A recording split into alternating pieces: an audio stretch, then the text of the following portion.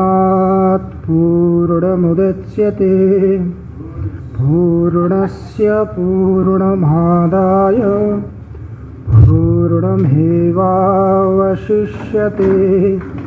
ॐ शान्ति शान्ति शान्तिः।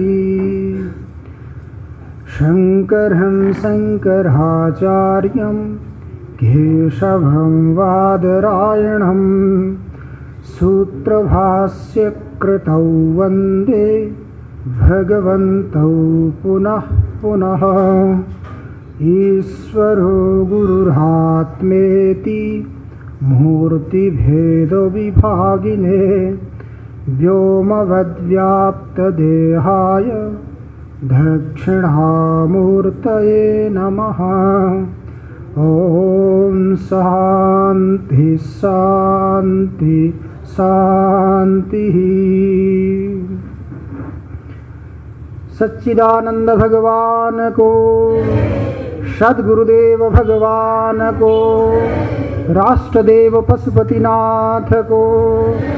ओम नमः पार्वती पतये। हर हर हर महादेव।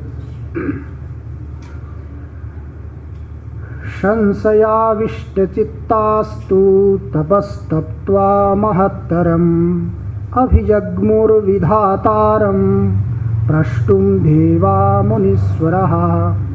यत्रास्ते जगतां नाथः सर्वज्ञः सर्ववित् प्रभुः महाकारुणिकः श्रीमान् ब्रह्मा भक्तहिते रतः।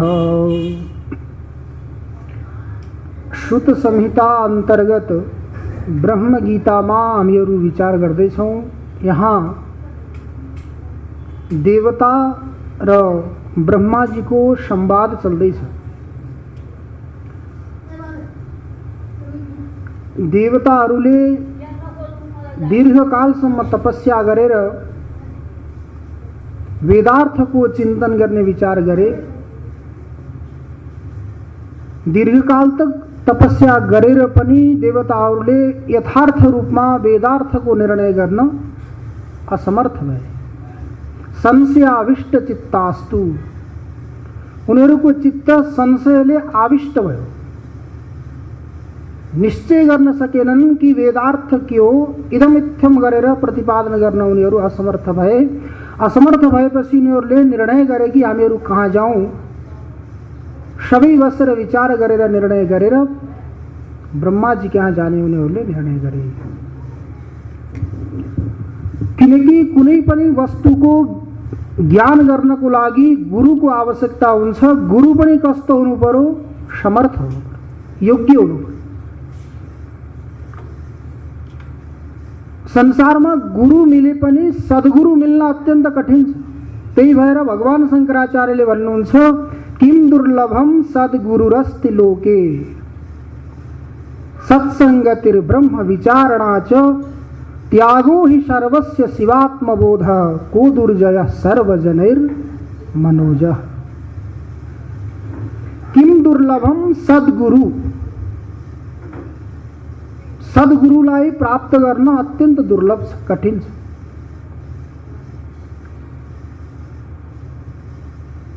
सद्गुरुलाई प्राप्त गर्न दुर्लभ छ। किन? गुरु किन प्राप्त हुन सक्दैनन् भन्दा गुरु भनेको के?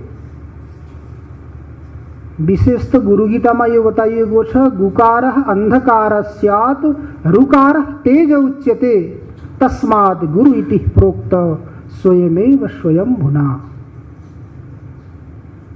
गुकारः अन्धकारः, गु भनेको के त भन्दा अन्धकार, रु भनेको तेज प्रकाश। जसले अन्धकारबाट प्रकाशको मार्गमा लैजान्छ, मृत्युबाट अमृतत्वलाई प्रदान गर्दछ, असतबाट सतलाई प्रदान गर्दछ, त्यो नै के हो? गुरु। जसको सान्निध्यले, जसको उपदेशले हाम्रो जन्म सार्थक हुन्छ, त्यो नै वास्तविक के हो? गुरु तत्व। गुरु भनेको कुनै शरीर होइन, कुनै व्यक्ति होइन। गुरु भनेको एउटा यो तत्व हो जो पहिले पनि थियो, अहिले पनि छ र पछि पनि रहन्छ। जसले त्यो गुरुलाई श्रद्धा भक्तिपूर्वक उपासना गर्छ, अनुष्ठान गर्छ भने त्यसलाई त्यो गुरु तत्वको अनुभूति हुन्छ। अर्थात् प्रकाश स्वरूप परमात्माको अनुभव गर्ने उसले सामर्थ्य प्राप्त गर्दछ। अथवा भगवान भाष्यकारले नै भन्नुहुन्छ, गुरुस्तुको यस्तु हितोपदेष्टा। जो हित को उपदेश करने वाला व्यक्ति हो तो गुरु। गुरु अथवा सामान्य रूप में हेरौं शिक्षक र डाक्टर। शिक्षक विद्यार्थीहरूको अनुकूल हिँड्न थाल्यो भने त्यो शिक्षक पनि काम छैन, अनि डाक्टर बिरामीको अनुरूप हिँड्न थाल्यो भने त्यो डाक्टर पनि काम छैन। बिरामीले जस्तो जस्तो चीजहरू वस्तुहरू खान चाहन्छ, पिउन चाहन्छ, गर्न चाहन्छ, त्यही अनुरूप त्यही अनुकूल डाक्टरले यदि बताउन थाल्ने हो भने बिरामी त मर्छ। त डाक्टरले के गर्नु पर्यो? बिरामीको रोगलाई चिनेर यसको रोगको औषधि के हो कठोर भएर उसले भन्नु पर्यो, तैँले अमुक अमुक चीजहरूको सेवन गर्न हुन्छ, अमुक अमुक चीजहरूको सेवन गर्नु हुँदैन। त्यस्तै किसिमले शिक्षकले पनि विद्यार्थीले कहिल्यै पनि परिश्रम गरेर पढ्न चाहदैन। त्यो अवस्था नै त्यस्तै, सबैको त्यही अवस्था हो। त्यो समयमा खान पाए, घुम्न पाए, खेल्न पाए मात्रै आनन्द आउँछ, पढ्नलाई कसैलाई पनि इच्छा हुँदैन। तर शिक्षकले के गर्छन्? अभिभावकहरूले, मातापिताजीहरूले के गर्छन्? छोराछोरीहरू विद्यार्थीहरू नबिग्रुन् भन्नको लागि उनीहरूले सन्मार्गमा प्रेरित गर्छन्। तर विद्यार्थीहरूलाई, छोराछोरीहरूलाई राम्रो लाग्दैन। त राम्रो नलागे पनि मातापिताजीले के गर्छन्? उनीहरू नबिग्रुन् भनेर सत्प्रेरणा दिन्छन्। त्यस्तै किसिमले गुरुले पनि के गर्छन्? हितोपदेष्टा। हित हेरेका हुन्छन्, उनले हितको उपदेश गर्छन्। उपनिषदहरूमा पनि दुईवटा मार्ग बताइएको छ, श्रेयस प्रेयस। श्रेय र प्रेय। प्रेय भनेको जस्तो हामीलाई प्रिय लाग्छ त्यो भयो प्रिय। श्रेय भनेको कल्याण, जुन मार्गद्वारा हामीहरूको कल्याण हुन्छ त्यो मार्ग हो श्रेयको मार्ग। अनि अर्को जो हामीलाई राम्रो लाग्छ, प्रिय लाग्छ, त्यो हो प्रेयको मार्ग। जो प्रेयको मार्गमा जाने हिँड्ने जो व्यक्ति हो, प्रवृत्त भएको व्यक्ति हो, त्यसले कहिल्यै पनि आफ्नो लक्ष्यलाई प्राप्त गर्न सक्दैन। श्रेयको मार्गमा प्रवृत्त भएको व्यक्तिले पहिले कठिनाइहरूलाई सहेर पनि त्यसले आफ्नो लक्ष्यलाई पछि प्राप्त गर्न सक्छ। त्यो श्रेय र प्रेयका दुईवटा मार्गहरू छन्। त्यो मार्गमा चल्नको लागि हामीहरू स्वतन्त्र छौँ। श्रेयको मार्गमा चल्नको लागि पनि हामी स्वतन्त्र छौँ, प्रेयको मार्गमा चल्नको लागि पनि स्वतन्त्र छौँ। अर्थात् हामीहरूको दुईवटा हातमा दुईवटा लड्डु छन्, एउटामा श्रेयको लड्डु छ, एउटामा प्रेयको लड्डु छ। श्रेयको लड्डु खाने कि प्रेयको लड्डु खाने, त्यसमा हामीहरू स्वतन्त्र छौँ, पराधीन छैनौँ। किनकि कर्ता कहिल्यै पनि पराधीन हुँदैन, स्वतन्त्र कर्ता स्वतन्त्र हुन्छ।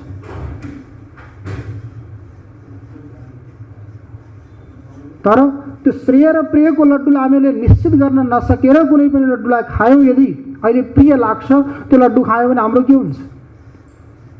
फेरि यही चक्र चलिरहन्छ। यो चक्रबाट बचेर सुखको प्राप्ति गर्नको लागि पहिला कठिनाइ भए तापनि हामीले के गर्नु पर्यो? श्रेयको मार्गको नै अनुसरण गर्नु पर्यो। जस्तो किसिमले किसानले खेतमा खेती लगाउने बेलामा खेती नलगाएर घरमा बस्छ भने खेती काट्ने बेलामा गएर त उसले धान, मकै, गहुँ जो पनि हो उसले प्राप्त गर्न सक्दैन।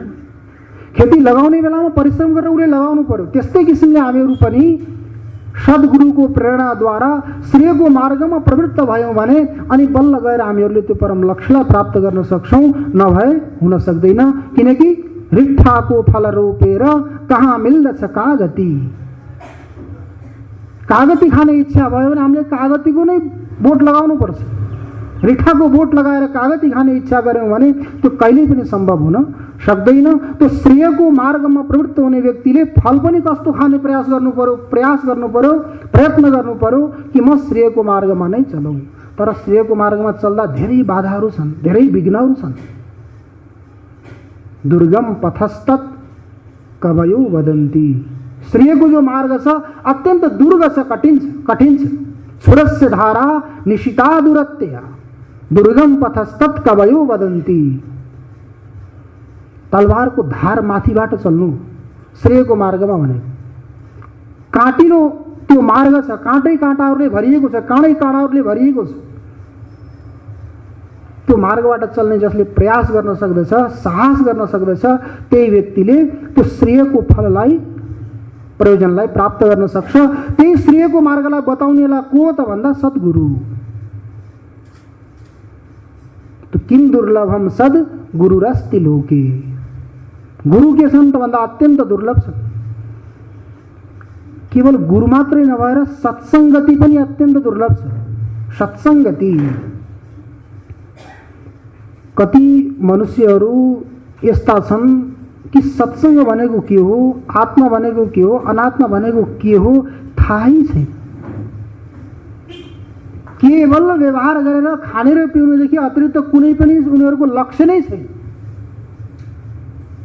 सोच्ने हो भने दया आउँछ।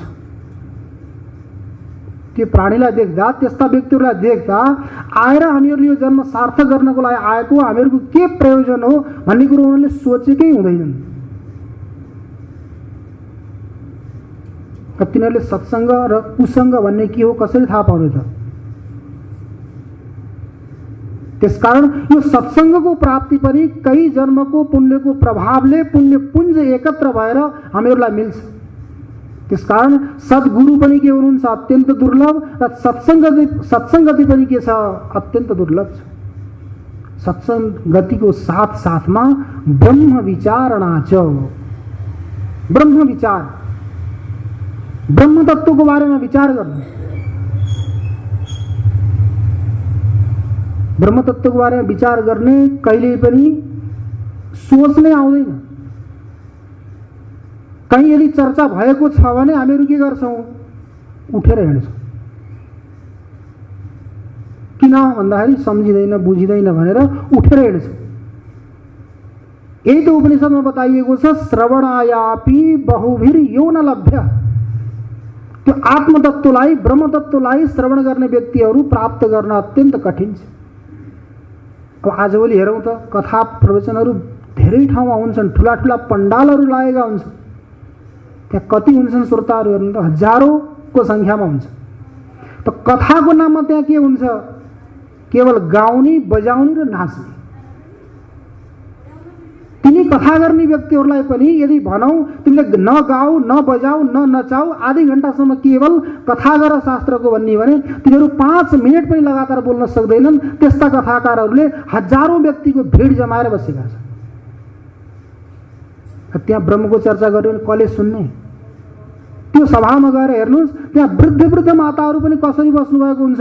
आरामले यसरी बस्नुभएको हुँदैन, घुँडा टेकेर बस्नुभएको हुन्छ। घुँडा टेकेर किन भन्दा त्यहाँ हेर बाजा बस्दा बित्तिकै उठ्नु पर्यो नि, र घिन्ताउ भयो भने उहाँ उठ्ने। त्यसको लागि उहाँ आरामले पनि आसनमा बस्नुभएको हुँदैन। उहाँ यता बज्यो उहाँ उठ्यो। त्यस्तो सभामा त श्रोताहरू, दर्शकहरू धेरै हुन्छन्। तर जहाँ ब्रह्म विचार भएको छ, ब्रह्म तत्वको बारेमा चिन्तन भएको छ, त्यहाँ श्रोता पाउन कठिन छ। तर म खुसी छु कि यहाँ आएर यत्रा श्रोताहरूलाई देखेर म दिल्लीमा पनि प्रवचन गर्छु, तर वहाँ पनि बहुत कम छन्। पुराना व्यक्तिहरू गए, नयाँ व्यक्ति आउँदैनन्। त्यो भएर के भयो? सङ्ख्या कम। त उहाँको अपेक्षा त यहाँ हजुरहरू धेरै सङ्ख्यामा पनि अनि विज्ञ व्यक्ति पनि। त्यसकारण श्रवणायापि बहुभिर यो न लभ्य। त्यो ब्रह्म तत्वको श्रवण गर्नेवाला व्यक्ति मिल्नै कठिन छ।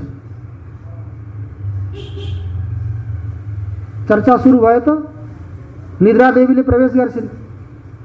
जहिलेसम्म ब्रह्मचर्चा सुरु हुँदैन तहिलेसम्म निद्रा देवीको प्रवेश हुँदैन। तर ब्रह्मचर्चा सुरु भयो भने त्यहाँ निद्रा देवीले के गर्छिन्? प्रवेश गर्छिन्।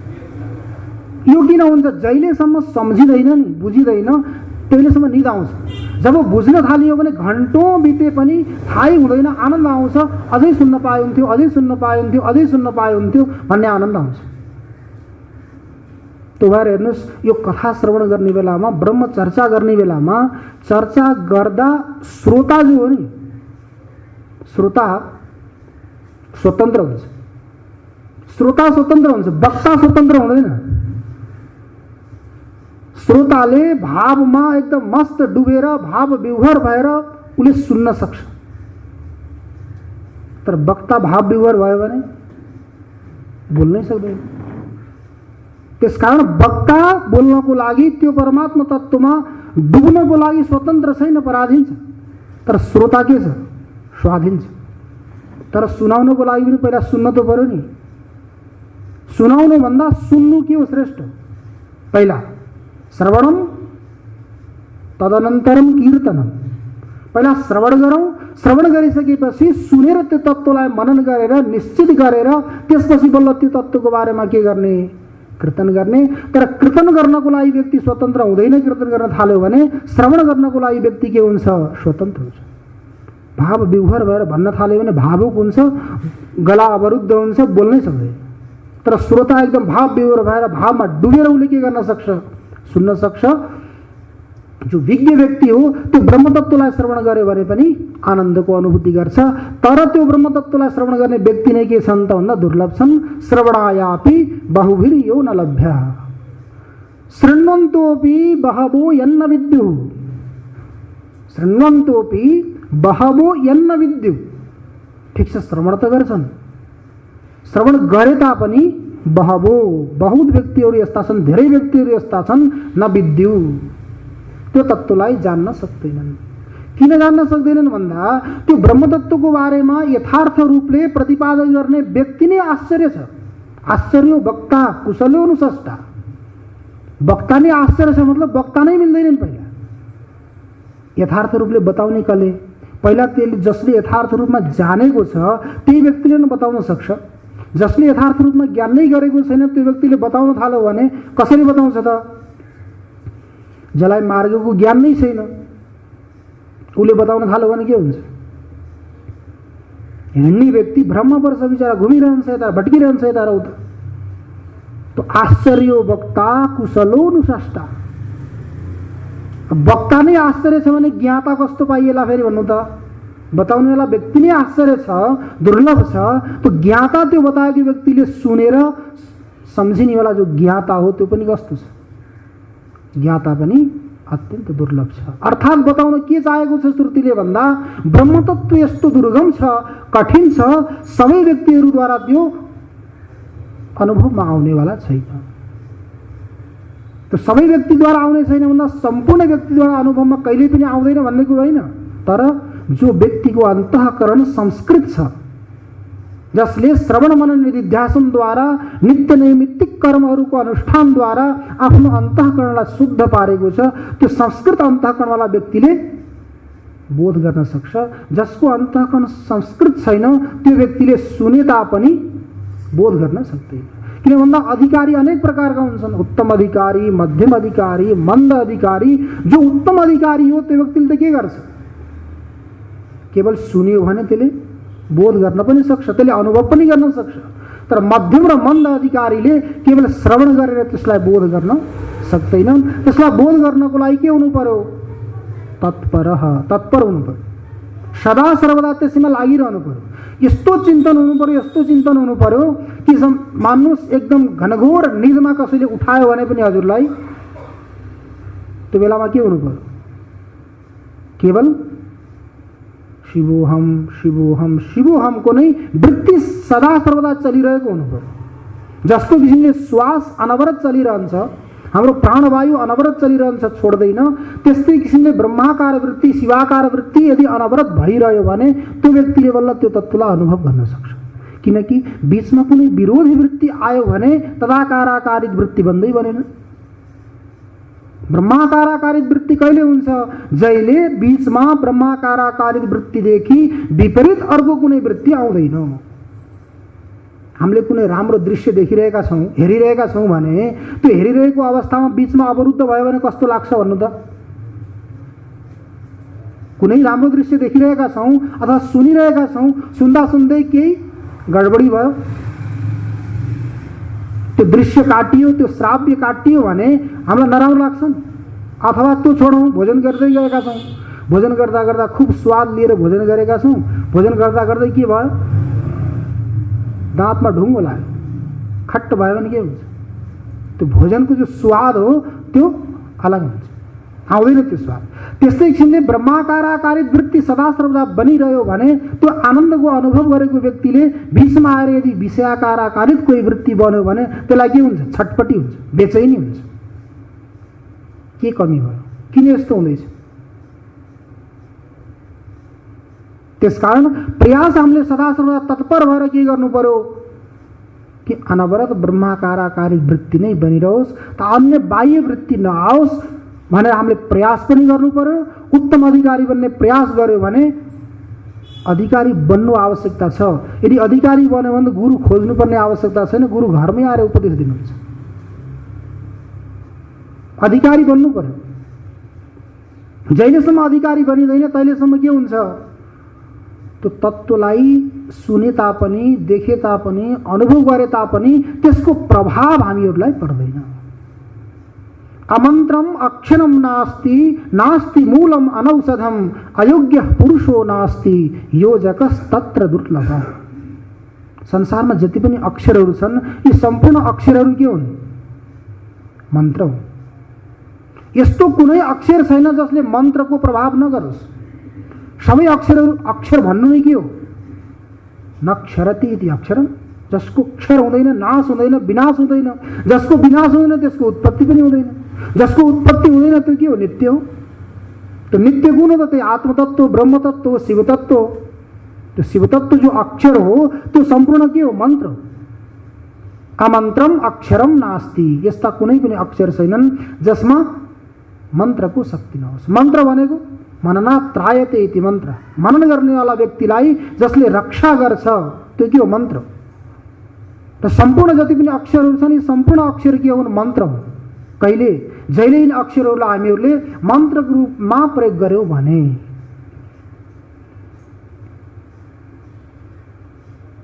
गङ्गाजीको जल, जसलाई गङ्गाजीको महत्त्वको बारेमा पता छ त्यसलाई नै गङ्गा जल, नभए त बहेता पानी, बहँदै गरेको कि बहेको पानी। जसलाई गङ्गाको महत्त्व थाहा छ त्यसलाई के हो, त्यो गङ्गा जल हो, नभए पानी हो। त्यस्तै किसिमले जसले अक्षर तत्त्वलाई जानेको छ त्यो अक्षर तत्त्वलाई जानेको व्यक्तिलाई सम्पूर्ण अक्षरहरू के हुन्, मन्त्र। त अमन्त्रम अक्षरम नास्ति, नास्ति मूलम अनौषधम। मूल भनेको जरो, लताको, वृक्षको, घाँसको, जति पनि हाम्रा पेड पौधाहरू छन्, जति पनि छन् वृक्षहरू, यी सम्पूर्ण वृक्षका जडहरू कुनै न कुनै औषधीय तत्त्वले युक्त छन्। ती जराहरूमा कुनै न कुनै रोगको त्यहाँ के छ, औषधि छ, तर हामीहरूले जानिँदैन। नजानेपछि त्यो औषधि त्यहाँ छ भएर हामीलाई काम गर्दैन। औषधि जानेर जुन प्रक्रियाले खानियो त्यो प्रक्रियाले हामीले के गर्नु पर्यो, त्यसलाई सेवन गर्नु पर्यो। सेवन नगरेसँग त्यसले प्रभाव गर्दैन। नास्ति मूलम अनौषधम, यस्तो कुनै पनि मूल छैन, जरो छैन जुन जरोमा औषधीय तत्त्व नहोस्। अयोग्य पुरुषो नास्ति, यस्तो कुनै पुरुष जीव छैन जसले कुनै पनि कार्य गर्नको लागि त्यो समर्थ नहोस्। अयोग्य पुरुषो नास्ति, पुरुष के छ, योग्य छ, कुनै पनि कार्य उसले सम्पन्न गर्न सक्छ, उसको लागि कुनै पनि असम्भव छैन। जिज्ञासा यही हुन्छ हामीहरूलाई, सम्पूर्ण अक्षरहरू मन्त्र हुन्, सम्पूर्ण जराहरू औषधि हुन्, पुरुषहरू सम्पूर्ण कार्य गर्नको लागि समर्थ छन्, योग्य छन् भने हामीहरू किन रोइरहेका छौँ त? आपत्ति के भयो, कारण के हो? योजकस्तत्र दुर्लभ, योजकको कमी छ। योजक भनेको सन्मार्गमा प्रेरित गर्नेवाला व्यक्ति, योजक, प्रयोजक, प्रेरणा दिनेवाला व्यक्ति। अक्षर मन्त्र हुन् भनेर कोही बताउनेवाला व्यक्ति चाहियो नि हामीलाई। अक्षर त छन् अगाडि, तर त्यो अक्षरलाई मन्त्रको रूपमा बताउनेवाला व्यक्ति नभएसम्म त्यो अक्षरले हामीलाई मन्त्रको प्रभाव गर्न सक्दैन। जसलाई औषधीय तत्त्वको ज्ञान छैन त्यो औषधीय तत्त्वको ज्ञान भएको व्यक्ति आएर जहिलेसम्म हामीलाई बताउँदैन कि यो अमुक जराले अमुक रोगलाई ठिक गर्छ, औषधि त्यही छ नि, त्यही हुँदाहुँदै पनि हामीहरू के हुन्छौँ? रोगले ग्रस्त भएका हुन्छौँ। औषधि तत्त्वको ज्ञान नै छैन। हामीहरूमा कति योग्यता छ, कति सामर्थ्य छ, कति शक्ति छ भन्ने कुरो हामीहरूलाई नै ज्ञान छैन। त्यो ज्ञान नभएर हामीहरू के भएका छौँ? दुखी भएका छौँ। र हाम्रो शक्ति प्रदान, शक्तिको, सामर्थ्यको द्योतन कसले गर्छ? जो हाम्रो सामने हामीलाई जान्ने जो गुरु छ उसले गर्छ। भाइ तपाईँ यति सामर्थ्य छ, शक्ति छ, त यहाँ गएर यो कार्य सम्पन्न गर्न सक्छ, जा भनेर जसले प्रेरणा दिन्छ, त्यो व्यक्तिको कमी भएको हुनाले, मार्ग निर्देशन गर्नेवाला व्यक्तिको कमी भएको हुनाले सम्पूर्ण अक्षरहरू हाम्रो सामने अगाडि हुँदाहुँदै पनि हामीहरू मन्त्रको प्रभावबाट वञ्चित छौँ। सम्पूर्ण बोट वृक्षहरूका जराहरू हामीहरूको सामने हुँदाहुँदै पनि औषधीय तत्त्वबाट हामीहरू वञ्चित छौँ। हामीहरूमा अथाह शक्ति हुँदाहुँदै पनि हामीहरू के छौँ? आफ्नो शक्तिद्वारा, सामर्थ्यद्वारा वञ्चित भएर दुखी भएर बसेका छौँ। यसमा कमी कसको हो? योजकको, गुरुको। व्यक्तिमा अथाह सामर्थ्य छ, तर व्यक्तिले आफूले थाहा पाउँदैन र यत्तिकै कुण्ठित भएर बसेको हुन्छ। भगवान श्रीरामलाई हेर्नु त, समुद्र पार गर्नु पर्यो, समुद्रलाई प्रार्थना गरेर बाटो माग्नु हो भगवान श्रीरामले, समुद्रले दिएन बाटो। बाटो नदिइसकेपछि के भयो? भगवानलाई यो विश्वास थिएन कि ममा यति समर्थ छ, भगवानले धनुष बाण सुरु गर्नुभयो, तान्न सुरु गर्नुभयो, सुकाइदिन्छु सबै, समुद्र सुखाएर म पारी जान्छु भनेर सुरु गरिसकेपछि समुद्र के भयो? शरणमा आयो। क्षमा गर्नुहोस्, मलाई बाँच्न दिनुहोस्, मैले हजुरलाई बाटो दिन्छु। आफूमा भएको शक्तिको, सामर्थ्यको जहिलेसम्म हामीहरूलाई ज्ञान हुँदैन तहिलेसम्म सामनेवालाले के गर्छ? अगाडिकाले हामीलाई दुःख दिइरहेको हुन्छ, परेशान गरिरहेको हुन्छ।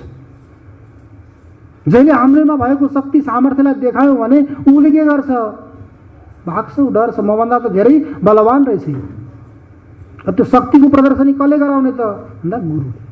त्यसकारण किम दुर्लभम सद गुरुरस्ति लोके, गुरु के हुनुहुन्छ? अत्यन्त दुर्लभ हुनुहुन्छ। गुरु नभएसम्म कुनै पनि तत्त्वको हामीहरूलाई यथार्थ रूपले ज्ञान हुन सक्दैन। त्यसकारण सम्पूर्ण देवताहरू पनि के गरे? ब्रह्माजी कहाँ गए।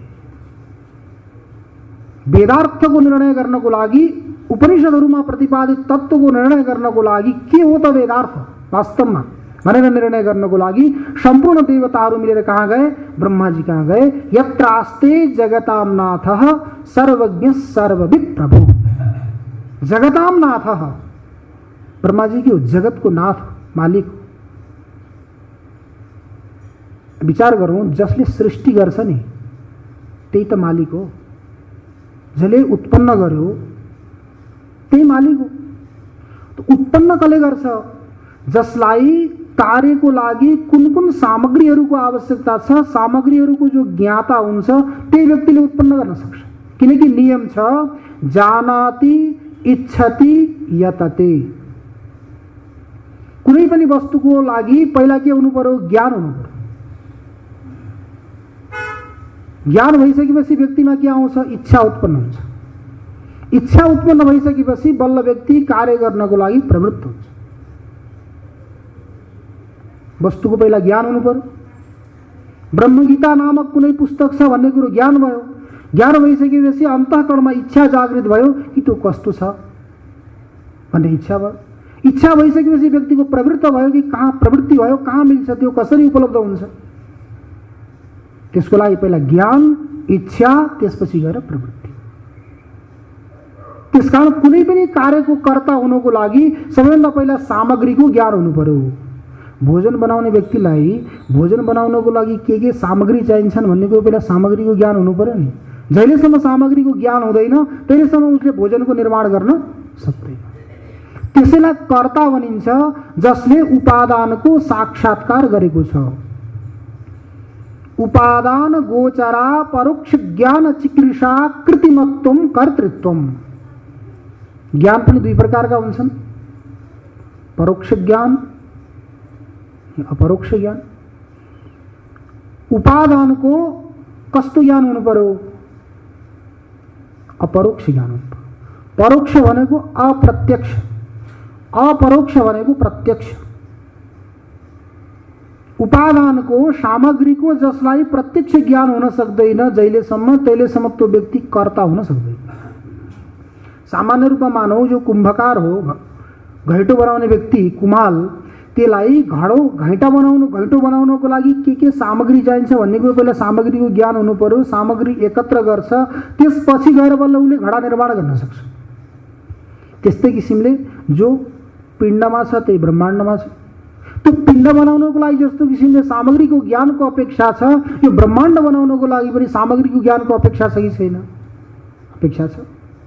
त्यो ब्रह्माण्डलाई बनाउनेलाई को त भन्दा ब्रह्मा। यहाँ बताइएको छ त्यही परम शिव रजोगुणद्वारा उपहित भएर, त्यही परम शिव रजोगुणद्वारा उपहित भएर निखिल जगतको कारण गर्नको अथवा निखिल जगतलाई उत्पन्न गर्नको लागि, प्रकट गर्नको लागि ब्रह्मा बने हो परम शिव।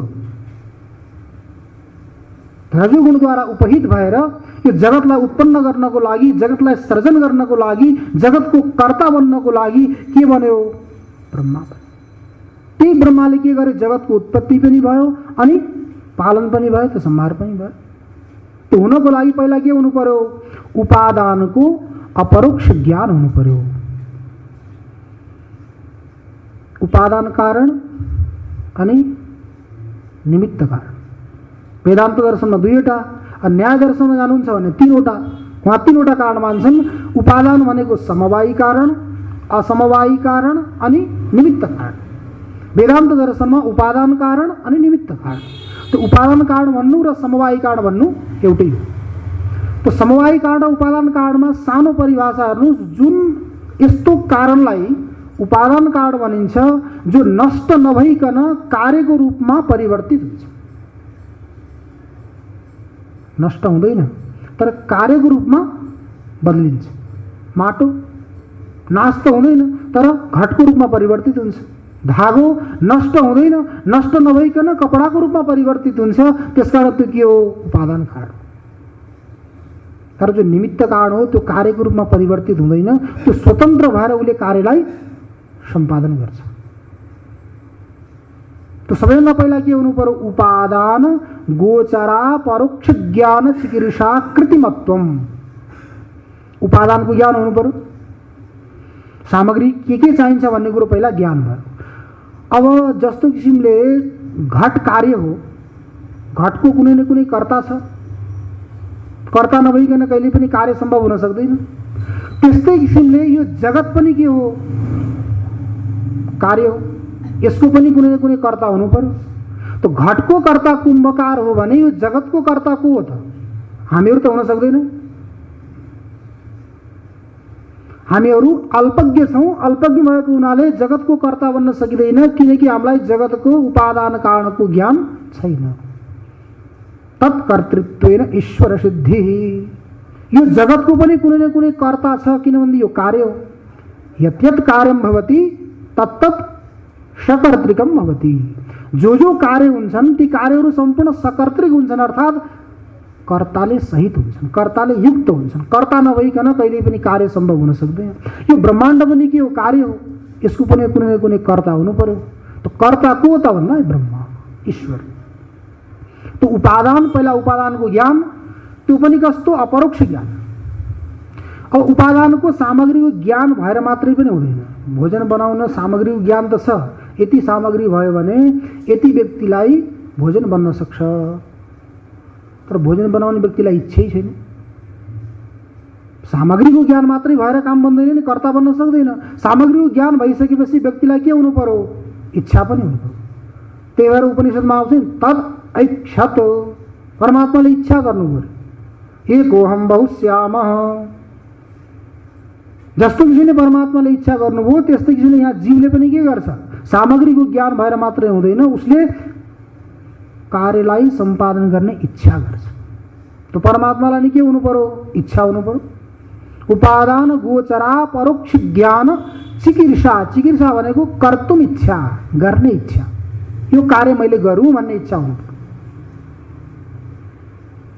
इच्छा भइसकेपछि कृति, सामग्रीको ज्ञान पनि छ, गर्ने इच्छा पनि छ, तर हातमाथि हात राखेर बस्यो भने त्यहाँ कार्य पनि सम्पन्न हुन सक्दैन। कृति हुनु पर्यो, प्रयत्न गर्नु पर्यो, प्रयास गर्नु पर्यो। यी तीनवटैको जहाँ समावेश भयो, उपादानको अपरोक्ष ज्ञान होस्, गर्ने इच्छा होस् अनि प्रयत्न पनि गर्यो भने बल्ल गएर त्यो व्यक्ति के बन्छ? कर्ता बन्न सक्छ। त्योभन्दा पहिला त्यो कहिले पनि कर्ता बन्न सम्भव छैन। त्यसकारण ब्रह्माजी कस्तो हुनुहुन्छ? जगताम नाथः। यत्रास्ते जगताम नाथ, देवताहरू कहाँ गए? जहाँ जगतको नाथ ब्रह्माजी बस्नु भएको थियो वहाँ गए। वहाँ गएर के भन्दैछन्? सर्वज्ञ सर्वविद प्रभु। हजुर कस्तो हुनुहुन्छ? सर्वज्ञ पनि हुनुहुन्छ अनि सर्वविद पनि हुनुहुन्छ। अर्थात् सामान्य रूपले पनि हजुरले सारा पदार्थहरूको ज्ञान गर्नुभएको छ अनि विशेष रूपले पनि हजुरले सम्पूर्ण पदार्थहरूको ज्ञान गर्नुभएको छ। त्यसकारण हजुर सर्वज्ञ पनि हो अनि सर्वविद पनि हो। हेर्नुहोस्, गुरु उभयविध ज्ञानद्वारा युक्त हुनुपर्छ। सामान्य पदार्थको पनि ज्ञान हुनु पर्यो, विशेष पदार्थको पनि ज्ञान भएको हुनु पर्यो, बल्ल त्यो गुरु। अब केवल विशेष पदार्थको ज्ञाता भयो भने त्यसले विशेष पदार्थको उसले त ज्ञान गर्यो, तर जो ज्ञान गर्नेवाला जो व्यक्ति हो नि, सुन्नेवाला, त्यसलाई सम्झाउन सकिँदैन। अब विशेष पदार्थलाई कति सम्झाउने भन्नु त? एकै पटक सुरुमै हामीले विशेष पदार्थलाई सुरु गऱ्यौँ, यी अमुक अमुक अमुक अमुक अमुक भन्दै 15-20 भन्दै जाँदा अगाडिको भुलिसकिन्छ, सबको ज्ञान भएन। त्यसकारण ज्ञान दिने प्रक्रिया शैली कस्तो त? पहिला सामान्य रूपले ज्ञान गराउने। जस्तो किसिमले घटलाई हामीले जान्नु छ भने पहिला के गर्नु पर्यो? घटत्वेन रूपेण सम्पूर्ण घटको पहिला ज्ञान गर्ने सामान्य रूपले, अथवा मनुष्यत्वेन रूपेण पहिला के गर्ने? मनुष्यको ज्ञान गर्ने। जसमा मनुष्यत्व रहन्छ त्यो मनुष्य हो। मनुष्यत्व रूपेण मनुष्यलाई जानिसकेपछि फेरि यो ब्राह्मण हो, यो क्षत्रिय हो, यो वैश्य हो, यो शूद्र हो, यो स्त्री हो, यो पुरुष हो, अमुक अमुक वर्गहरूको पनि ज्ञान हुने भयो एक एक गरेर। अब पहिले एक एकको ज्ञान गर्दै जाने बेला त उसले के हुन्छ? उसको दिमागले कामै गर्दैन अनि उसले के गर्छ? बन्द गरेर बस, यो ठिक छ, मेरो बसको कुरा होइन भनेर उसले के गरिदिन्छ? छोडिदिन्छ। त्यसकारण गुरु कस्तो हुनु पर्यो? सामान्य पदार्थको पनि ज्ञाता हुनु पर्यो, त्यसपछि विशेष पदार्थको पनि ऊ के हुनु पर्यो? ज्ञाता हुनु पर्यो। यत्रास्ते जगताम नाथ सर्वज्ञ सर्वविद प्रभु।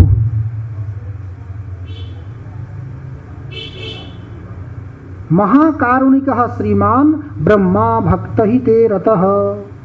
ब्रह्माजी कस्तो हुनुहुन्छ? महाकारुणिकः। गुरु कहिले पनि, अभिभावक कहिले पनि शिष्यको लागि, पुत्रहरूको लागि, सन्ततिहरूको लागि कारुणिक नै हुन्छ।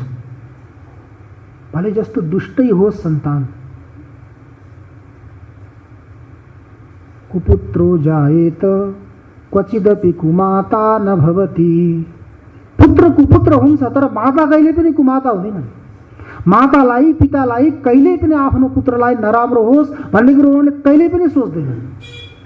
जति नराम्रो गरोस्, दुष्टै होस्, दुष्ट भए तापनि मातालाई के हुन्छ? बचाउने नै प्रयास गर्छ। तर यी बचाउने नै प्रयासले त्यसलाई दुष्ट बनाएको हो। हेर्नुहोस्, बचाउने नै प्रयासले उसलाई के बनाएको हो? दुष्ट बनाएको।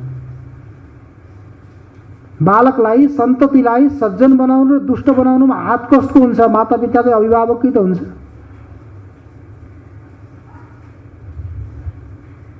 एउटा बालक सानैदेखि चोर्न सुरु गर्यो, चोर्ने अभ्यास भयो।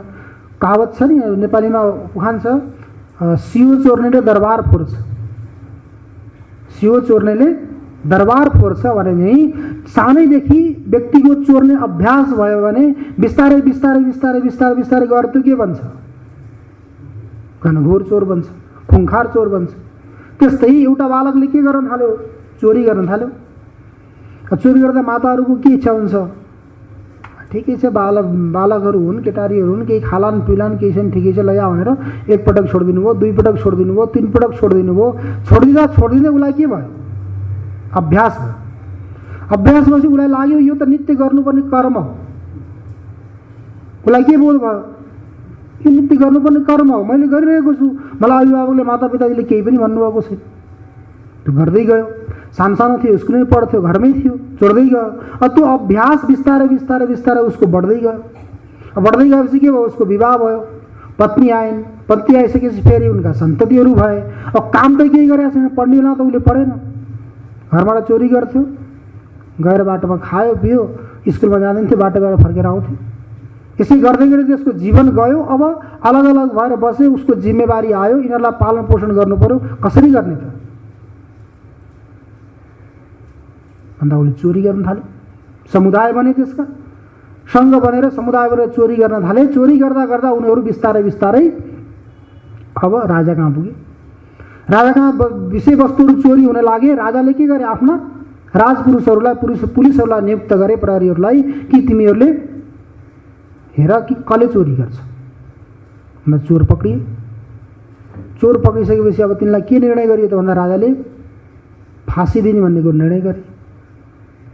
फाँसी दिनुभन्दा पहिला जसलाई फाँसी दिने हो तिनी व्यक्तिलाई सोधिन्छ कि तिमीहरूको मनको के इच्छा छ, अन्तिम इच्छा के छ भन भनेर उनीहरूको इच्छा सोधिन्छ। त्यो नियम हो। त्यही नियम अनुसार राजाले के गरे, ती व्यक्तिलाई सोधे तिमीहरूको के इच्छा छ भन भन्दाखेरि त्यो जो व्यक्ति थियो नि त्यसले के भन्यो, म एकपटक माताजीको दर्शन गर्न चाहन्छु, मेरी माताजीको दर्शन गर्न चाहन्छु, मलाई माताजीको दर्शन गराइदिनुहोस्। त्यो व्यक्ति घर गयो, घर लगेर गयो। त्यसलाई घर लगेर गइसकेपछि उसले माताजीलाई ढोग गरेर के भन्यो, माताजी यदि हजुरले मलाई, म बालकमा जसो मैले चोरी गर्थेँ, त्यो चोरी गर्ने बेलामा मलाई कान समातेर हजुरले थप्पड लगाएको भए म अहिले त्यो फाँसीमा लट्किने थिइनँ होला, झुल्ने थिइनँ होला। म अब त्यो फाँसीमा झुल्न जाँदैछु केवल हजुरको कारणले। हजुरले यदि मलाई एक थप्पड लगाएको भए मैले चोरी गर्न बन्द गर्थेँ। चोरी गर्न बन्द गरेको भए म यो स्थितिमा आज पुग्ने थिइनँ। यो स्थितिमा पुर्याउने कसको काम हो, केवल हजुरको। हजुरले त्यो बेलामा एक थप्पड मलाई मारेको भए म आज यो स्थितिमा आउने थिइनँ। केवल यही बिन्ती गर्न आएको म जान्छु। उसको त निर्णय गरेको छ फाँसी दिने। त्यो स्थिति कसले बनाउँछ, हामी अभिभावकले नै बनाउँछौँ। तर त्यस्तो स्थिति भए पनि हामीले के सोच्छौँ कि यिनीहरूलाई कष्ट नहोस्, कष्ट नहोस्, यही चाहन्छौँ। विशेष गरी व्यवहारमा के देखिन्छ भने छोराछोरीहरू नेता बनुन्, चोर बनुन्, डाकु बनुन्, केही पनि बनुन्, तर मातापिताजीलाई दुःख हुँदैन। तर मातापिताजीलाई दुःख कहिले हुन्छ, जहिले छोराहरू जोगी बन्छन् त्यहिले दुःख हुन्छ। भन्न त भन्छन् कि यस्तो गर्नुपर्छ, धर्मको प्रचार गर्नुपर्छ, यो गर्नुपर्छ भनेर भन्छन् अरूको लागि, तर आफ्ना बन्न हिँड्यो भने के भन्छन्, उनीहरूलाई दुःख लाग्छ। डाकु भनौँ, जेसुकै भनौँ, के मतलब भएन, तर जोगी भने के हुन्छ, दुःख लाग्छ। यो स्थिति भगवान शङ्कराचार्यको पनि त थियो। भगवान शङ्कराचार्यको पनि प्रबल इच्छा थियो सन्यास हुने, तर माताजी बिचमा अवरोध हुनुहुन्थ्यो, प्रतिबन्धक हुनुहुन्थ्यो। माताजीको भक्त हुनुहुन्थ्यो भगवान शङ्कराचार्य। माताजीलाई नमनाएसम्म, माताजीले अनुमति नदिएसम्म म कसरी जाने। भगवान शङ्कराचार्यले पनि नाटक गर्नु पर्यो नि त्यसको लागि। माइक ग्रहलाई रचना गरेर स्नान गर्न गएर त्योबाट पक्रिएर माताजीलाई उहाँले के गर्नुभयो, जबरजस्त ठिक छ, मर्नभन्दा त सन्यासी भयो नि ठिक, मरो भने त कहिले पनि देखिँदैन, सन्यासी भयो भने त कहिले काहीँ घुम्दै घुम्दै गयो भने मैले पनि भेट्न सक्छु, घुम्दै घुम्दै आयो भने उसले पनि भेट्न सक्छ भनेर त्यस्तो विषम परिस्थितिमा गएर भगवान शङ्कराचार्यलाई माताजीले के अनुमति दिनुभयो, ठिक छ सन्यासी। त सन्यासी हो भनेपछि भगवान शङ्कराचार्यले अनुमति पाएर के गर्नु, आफ्नै मायाद्वारा रचित थिए सबै, काल्पनिक थिए सबै। तर परम अर्थको सिद्ध गर्नको लागि कुनै कुनै ठाउँमा काल्पनिक गर्दा पनि दोष लाग्दैन। सबै ठाउँमा दोष लागे तापनि सबै ठाउँमा दोष लाग्दैन भन्ने कुरो होइन। कुनै कुनै ठाउँमा यदि यस्तो विषम परिस्थिति आउँदैछ, अब मानव भगवान शङ्कराचार्य यदि गृहस्थाश्रममा जानुहुन्थ्यो भने के हुन्थ्यो, के थाहा। समष्टि र व्यष्टिमा यही अन्तर हुन्छ नि, समष्टि र व्यष्टिमा। समष्टिको शक्ति सामर्थ्य के हुन्छ, थोरै हुन्छ। व्यष्टिको समष्टिको शक्ति के हुन्छ, धेरै हुन्छ। व्यष्टिको शक्ति के हुन्छ, थोरै हुन्छ। जस्तो उसले मानौँ ठुला ठुला दुईवटा पोखरी छन्, तालाब छन्। एउटा तालाबमा पानी सुकिसकेको त थोरै पानी छ, एउटा तालाबमा एकदम भरि छ पानी। त्यो पानी त पानी हो, तर त्यो सानो तालाबमा थोरै भएको जो पानी त्यसलाई हामीले लिएर कुनै पनि उपयोग गर्न सकिँदैन, त्यो उपयोगको हुँदैन। तर त्यो तालाबमा भरिएको पानी त्यसलाई हामीले उपयोग गर्न सकिन्छ, त्यसमा शक्ति हुन्छ, सामर्थ्य हुन्छ। त्यस्तै किसिमले व्यष्टि र समष्टिमा अन्तर आउँछ। व्यष्टि जो व्यक्ति हो, संकुचित विचारधारावाला, परिच्छिन्न विचारवाला व्यक्ति, त्यसका शक्ति पनि सामर्थ्यहरू पनि के हुन्छन्? परिच्छिन्न हुन्छ। समष्टि विचारधारावाला व्यक्तिलाई आफ्नो मात्रै शक्तिले काम नगरेर सारा समाजको, विश्वको शक्तिले उसलाई साथ दिइरहेको हुन्छ। जसले समष्टिको बारेमा सोचेको हुन्छ त्यसलाई। त्यस्तै किसिमले एउटै सीमामा परिसीमित भएको व्यक्तिमा र असीमित व्यक्तिमा त्यो अन्तर आउँछ। त्यही भगवान शङ्कराचार्यलाई यत्रो उद्धार गर्नु थियो। जैनहरूलाई, बौद्धहरूलाई, शाक्तहरूलाई, कापालिकहरूलाई शास्त्रार्थ गरेर परास्त गरेर अद्वैत शास्त्रको ध्वजालाई फहराउनु थियो। त्यत्रो कार्य सम्पन्न गर्न त व्यस्त भएर, प्रतिबन्धक भएर, अवरुद्ध भएर बसेर सम्भव थिएन। माताजीलाई के थाहा? माताजीलाई थाहा थिएन। तैपनि माताजीले अन्तिममा गएर के भन्नुभयो? नजाऊ, मेरो अरू कुनै पनि सहारा छैन, म कसरी बस्ने भन्दा भगवान शङ्कराचार्यले प्रार्थना गरेर प्रतिज्ञा गरेर आउनुभयो, हजुरलाई जहिले मेरो आवश्यकता हुन्छ केवल मलाई स्मरण गर्नुहोला, म कहीँ पनि हुँ, हजुरको सेवाको लागि म उपस्थित हुन्छु। त्यही प्रतिज्ञा अनुसार भगवान शङ्कराचार्य पुग्नु पनि भयो। अन्तिम अवस्थामा पुगेर सम्पूर्ण संस्कार भगवान शङ्कराचार्यले नै गर्नुभयो। गाउँका मान्छेहरूले भने यो सन्यासी भएको व्यक्तिले यस्तो गर्दैछ भनेर उहाँ भगवान शङ्कराचार्यलाई सहयोग पनि गरेनन्। दाउरा पनि कसैले दिएन। अन्त्येष्टि क्रिया गर्नको लागि कोही सहयोगी पनि भएन। अरू व्यक्तिले सहयोग गर्नको लागि जङ्गलबाट ल्याएका दाउराहरूलाई पनि उहाँलाई दिएनन्, अन्यत्र लाए। त्यस्तो परिस्थितिमा पनि भगवान शङ्कराचार्य के हुनुभयो? आफ्नो दृढ प्रतिज्ञामा स्थित भएर कार्यलाई उहाँले सम्पन्न गर्नुभयो, अगाडि बढ्नुभयो। त्यसकारण उहाँको लक्ष्य के भयो? सिद्ध भयो। त्यस्तै किसिमले हामीहरूले पनि कुनै पनि कार्य गर्दैछौँ भने त्यो कार्य गर्नको लागि के गर्नु पर्यो? विघ्नै पुनः पुनरपि प्रतिहन्यमाना प्रारभ्य चोत्तम जना न परित्यजन्ति।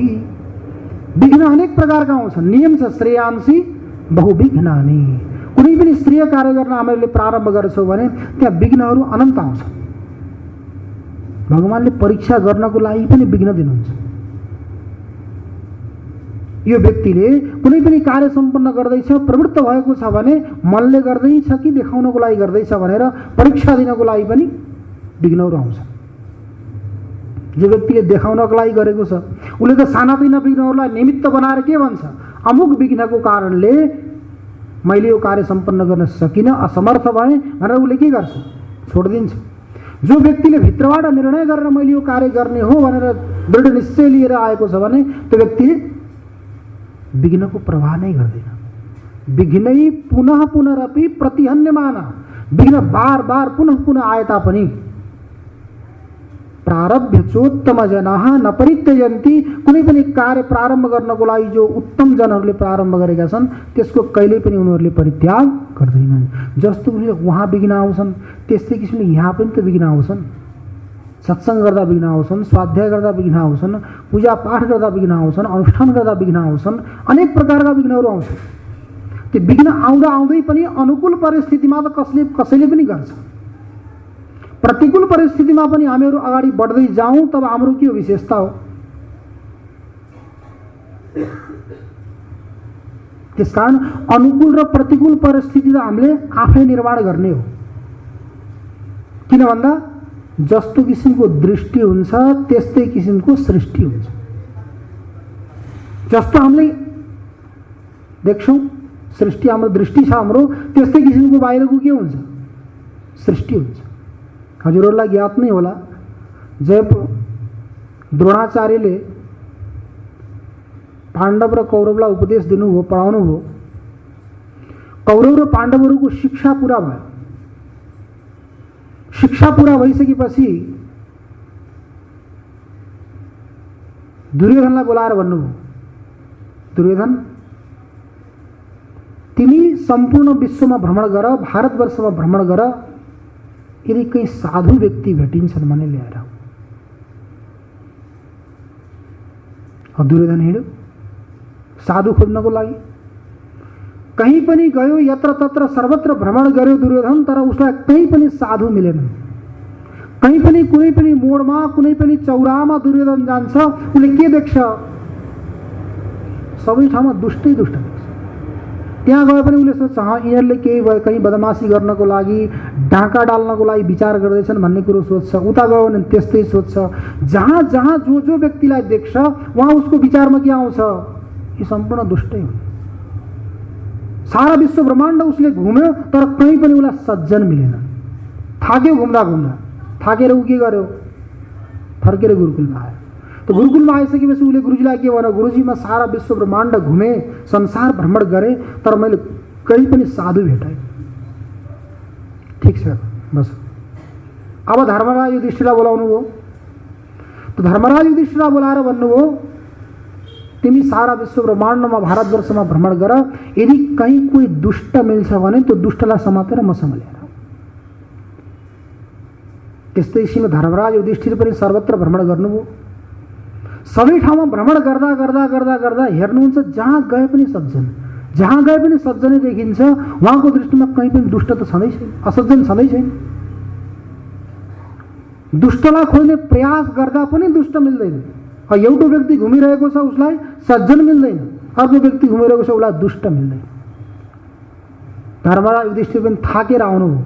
गुरुजी कहाँ आएर भन्नुभयो गुरुदेव क्षमा याचना गर्छु, मैले हजुरले जो व्यक्ति खोज्नु भएको थियो त्यो व्यक्ति मैले खोज्न सकिन, पाइनँ, तसर्थ म फर्केर आएँ। कहीँ पनि यो संसारमा दुष्ट छैनन्, सबै साधु नै साधु छन्। अब भन्नु त साधु छन् कि दुष्ट छन्? के निर्णय गर्ने हामी? न जाने संसार किम मृतमय किम विषमय। यो संसार अमृतमय हो कि विषमय हो, कसरी निर्णय गर्ने त? भन्दा यो संसार अमृतमय पनि होइन, विषमय पनि होइन, हाम्रो दृष्टि जस्तो छ त्यस्तै। जस्तो जस्तो दृष्टि हुन्छ त्यस्तै त्यस्तै किसिमको के हुन्छ? सृष्टि हुन्छ। किनकि दुर्योधनको मनमा सारै सबै कुवासनाहरू, कुसंस्कारहरूद्वारा त्यो कुसंस्कृत थियो। त कुनै पनि व्यक्तिलाई देख्छ भने के हुन्छ? व्यवहारमा पनि यही हुन्छ। जो व्यक्ति खटपट छ नि, त्यो खटपट भएको व्यक्ति कहीँ पनि गयो भने त मिलेर बस्न सक्दैन। खटपट स्वभाव भएको व्यक्ति कहीँ पनि जाओस्, घरमा होस्, समाजमा होस्, देशमा होस्, विदेशमा होस्, कहीँ पनि होस्, त्यो व्यक्ति कसैसँग पनि मिलेर बस्न सक्दैन। जो शान्त स्वभावको व्यक्ति छ त्यो कहीँ पनि जाओस्, जहाँ गए पनि उसका मित्रै मित्र हुन्छ, आरामले बस्छ। यसमा अन्तर के हो त? उहाँका व्यक्तिहरू दुष्ट छन् यस्तो त होइन। त व्यक्तिको नै के छ त भन्दा स्वभाव छ। हामीहरूले के गर्छौँ? समाज परिवर्तन होस् यो चाहन्छौँ, हामी परिवर्तित हौँ यो चाहदैनौँ। समाजको परिस्थिति अनुसार हामीहरू परिवर्तित हुने हो भने हामीहरूलाई केही आपत्ति नै छैन। तर समाजलाई नै बदल्न चाह्यौँ भने त समाजलाई त बदल्न सकिँदैन नि। हामीले कसैको जिम्मा त हामीले लिन सकिँदैन। यति गर्न सकिन्छ हामीले आफूलाई बदल्न सकिन्छ। भगवान सूर्यको स्वभाव के हो? ताप दिनु। तो भगवान सूर्यको स्वभाव ताप दिनु हो भनेर हामीलाई धेरै घाम भयो, गर्मी भयो, आत्तियौँ भनेर भगवान सूर्यको त्यो तेजलाई त हामीले रोक्न सक्दैनौँ नि। तर त्यो तेजबाट बच्नको लागि छाता त ओढ्न सक्छौँ। त्यो धुपबाट घामबाट बच्नको लागि छाता ओढ्न हामीले सक्छौँ। त्यति पुरुषार्थ गरेर हामी बच्न सक्छौँ त्यो घामबाट। तर सूर्यलाई हामीले रोक्न सक्दैनौँ। त्यो सूर्यको के हो? स्वभाव हो। प्रकाशित गर्नु अनि त्यसपछि उष्णता प्रदान गर्नु त्यो सूर्यको स्वभाव हो। त्यसलाई हामीले रोक्न सकिँदैन। त्यस्तै किसिमले समाजको, विश्वको जो पनि स्थिति हो त्यसलाई सम्पूर्ण हामीले परिवर्तन गर्न त सक्दैनौँ, तर हामी परिवर्तित हुन सक्छौँ। त्यसकारण हामीहरूले के गरौँ? हाम्रो दृष्टिलाई बदलौँ। हाम्रो दृष्टिलाई बदल्यौँ भने हामीहरूको लागि सारा संसार के हुन्छ? बदलिन्छ। दुष्ट मान्नु, साधु मान्नु त हामीले त हो। हामीले भित्रबाट यो व्यक्ति साधु छ भनेर साधुताको व्यवहार गर्यो भने उसले पनि के गर्छ? हामीमाथि साधुताको व्यवहार गर्छ। हामीहरूले दुष्टताको व्यवहार गर्यो भने उसले पनि के गर्छ? दुष्टताको व्यवहार गर्छ। केवल मनुष्यमा होइन, प्राणीहरूमा पनि हेर्नु त। गल्लीमा घुमिरहेको कुकुरलाई हजुरले ढुङ्गोले लाठीले हान्न थाल्नुभयो भने ऊ पनि भुक्छ, भुकेर टोक्न आउँछ। तर केही नगरिकन आरामले हिँड्नुभयो भने उसले पनि के गर्छ? आरामले हिँड्छ। त्यस्तै गरी गाईहरू, साँडेहरू जति पनि छन्, गोरुहरू, ती सम्पूर्णले पनि हामीहरूले तिनीहरूलाई हान्न थाल्यौँ, मार्न थाल्यौँ, परेशान गर्न थाल्यौँ भने तिनीहरूले हामीलाई पनि के गर्छन्? उनीहरू पनि त बच्नु छ। तर केही नगरिकन हामीहरू हिँड्यौँ भने हामीहरूलाई उनीहरूले केही पनि परेशान गर्दैनन्। त्यस कारण हामीहरूले पनि के प्रयास गर्नु पर्यो? आत्मनः प्रतिकूलानि परेशान न समाचरेत्। हामीहरूको लागि जो प्रतिकूल लाग्छ त्यो आचरण हामीहरूले अरूको लागि पनि नगरौँ। यदि अरूको लागि हामीले प्रतिकूल लाग्ने व्यवहार गर्छौँ भने उसको लागि पनि त नराम्रो लाग्छ, उसको लागि पनि त प्रतिकूल हुन्छ। त्यो सोचेर आत्मवत् सर्वभूतानि, सम्पूर्ण भूतहरूमा आफू जस्तै मानेर यदि व्यवहार गऱ्यौँ भने कहिले पनि के हुन्छ? विषम परिस्थिति आउँदै आउँदैन।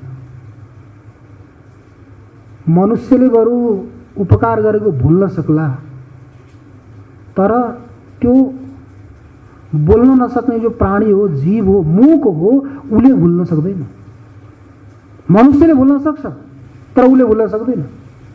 एकजना मन्त्री मन लगाएर राजाको सेवा गर्थे, खूब सेवा गर्थे। एक पटक अब मनुष्य हो, मनुष्यबाट गल्ती हुन्छन्। मनुष्यबाट मात्र होइन, जसले काम गर्छ, काम गर्ने व्यक्तिबाट गल्ती हुन्छ। जसले कामै गर्दैन त्योबाट गल्ती कसरी हुने? त मन्त्रीबाट एउटा गल्ती भयो। गल्ती भइसकेपछि राजाले के गरे? उनको नियम थियो 6-7वटा उनीहरूले खुङखार कुकुर पालेका थिए, मांसाहारी। कसैले पनि गल्ती गर्यो भने उनले के गर्थे? त्यो व्यक्तिलाई सभामा ल्याएर राख्थे अनि कुकुर छोडिदिन्थे। कुकुरले गएर उनलाई के गर्थ्यो? लुस्थ्यो, खान्थ्यो। तिनको त्यो नियम थियो। अब मन्त्रीबाट केही गल्ती भयो। गल्ती भइसकेपछि राजाले के गरे? मन्त्रीलाई त्यही कुकुरको सामने ल्याएर छोडिदिने आदेश दिए। आदेश दिइसकेपछि मन्त्रीले आएर राजालाई बिन्ती गरे, मैले हजुरलाई केही माग्न चाहन्छु। के माग्न चाहन्छु भन भन्दा उनले के भने? मलाई 10 दिनको समय दिनुहोस्, केवल 10 दिनको समय दिनुहोस् भन्दा राजाले ल ठिक छ तिमीलाई मैले 10 दिनको समय दिएँ। गए मन्त्री। मन्त्री गएपछि उनले के सोचे? उनलाई त यो निश्चित छ राजाले सजाय दिनु त यही हो, यिनी कुकुरबाट टोकाउने, लुछाउने, मार्ने, यही यिनको सजाय हो। अब उनले के गरे? त्यही दिनबाट गएर ती 6-7-8वटा जति पनि कुकुरहरू थिए ती कुकुरहरूको सेवा गर्न थाले।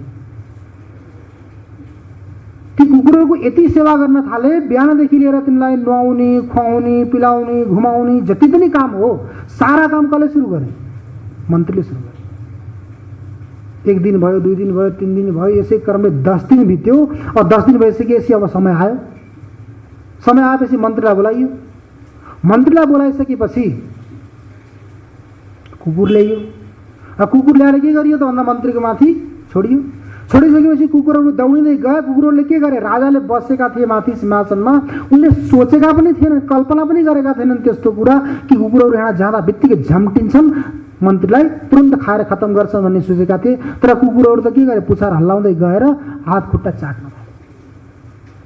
यस्ता खुङखार कुकुरहरू आज के भयो यिनलाई? यिनी त गएर मन्त्रीसँग प्यार गर्दैछन्, प्रेम गर्दैछन्। त्यहाँ त केही भनेनन्। अचम्मित भए, के भयो? आज सभा समाप्त भयो। मन्त्री पनि गए, कुकुरहरूलाई पनि लैयो, राजा पनि गए। राजालाई जिज्ञासा थियो, गएर उनलाई पानी पिउने पनि इच्छा भएन, केही गर्ने इच्छा भएन। गएर पहिले मन्त्रीलाई बोलाए। होइन भाइ, तैँले के गरिस्? के उपाय गरिस् भन् त? भन्दा मैले केही गरिनँ, हजुरलाई मैले 10 दिनको जो मोहलत मागेको थिएँ, 10 दिन मैले मागेको थिएँ, त्यो समयमा मैले अरू केही कार्य गरिनँ, केवल यिनी बेजुबान बोल्न नसक्ने प्राणीको सेवा गरेँ। जसले बोल्न सक्दैनन् यिनीहरूको बिहानदेखि लिएर बेलुकीसम्म जति पनि सेवा गर्नुपर्ने मैले सेवा गरेँ, यति हो भन्दा राजालाई के लाग्यो? कहिले पनि बोल्न नसक्ने, व्यक्त गर्न नसक्ने प्राणीहरूले त गरेको जो उपकारको बदलामा यिनीहरूलाई कल्याण गर्छन्, भुल्दैनन्, कृतज्ञ हुँदैनन्। म त मनुष्य हो, यसले मेरो यति सालसम्म, यति वर्षसम्म सेवा गर्यो, मैले सानो गल्तीमा यसलाई यत्रो ठुलो सजाय दिएँ भनेर उनले के गरे? पश्चाताप गरेर फेरि मन्त्रीलाई नियुक्त गरे आफ्नो कार्यमा। त्यस्तै किसिमले हामीहरूले पनि परमात्माको सामने यस्तो किसिमले कर्म गरौँ, यस्तो कर्म गरौँ कि परमात्माले हामीलाई आफ्नो दिएको जो पद हो त्योबाट कहिल्यै पनि विमुख नगराउनुहोस्। हामी त्यही पदमा बनिरहौँ, त्यो पदमा बनिरहेर परमात्माको सान्निध्य हामीहरूलाई सदा सर्वदा मिलिरहोस्। त्यसको लागि हामीले के गरौँ? सत्सङ्ग गरौँ, गुरुको सेवा गरौँ, ब्रह्मको विचार गरौँ र सम्पूर्ण अरू पनि जो पदार्थहरू छन् ती सम्पूर्णको त्याग गरेर सम्पूर्ण इन्द्रियलाई जित्ने प्रयास गरौँ। प्रयास गर्दै गयौँ भने आज होइन, भोलि होइन, पर्सि न कहिले न कहिले सम्भव हुन्छ, यसमा कुनै पनि सन्देह छैन। ओम पूर्णमदः पूर्णमिदं पूर्णात् पूर्णमुदच्यते पूर्णस्य पूर्णमादाय पूर्णमेवावशिष्यते। ओम शांति शांति शांतिः।